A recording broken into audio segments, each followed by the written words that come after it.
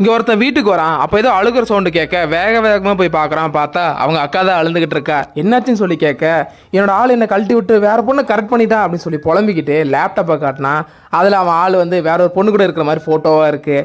அவகிட்ட அப்படி என்னதான் இருக்குன்னு தெரியலையே, அவன் வேற போயிட்டான் அப்படின்னு சொல்லி அவன் புலம்பிகிட்டே இருக்கும்போது இவன் தான் பக்கத்தில் போய் நின்று ஏதோ சொல்கிறான். அப்போ சான்ஸே இல்லை, என்னால் அந்த ஆப்ரேஷன் பண்ணிக்க முடியாது, அது எவ்வளோ செலவாகும் தெரியுமா அப்படின்னு புலம்பிக்கிட்டே அவ போக, இவன்கிட்ட தான் மேட்ச் ஸ்டிக் இருக்கு, அதில் குச்சி எடுத்து உடச்சிட்டு என்ன கேட்டாலும் நடக்கும்ல.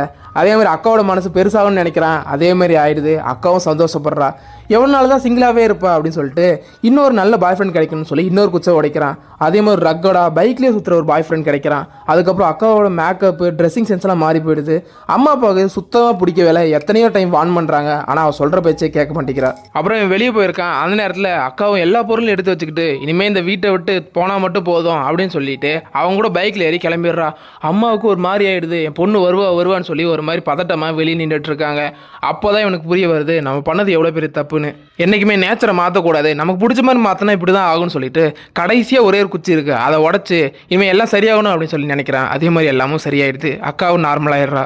இவன் பண்ணது கரெக்டாக தப்பா? உங்களோட ஒப்பீனியன் என்ன?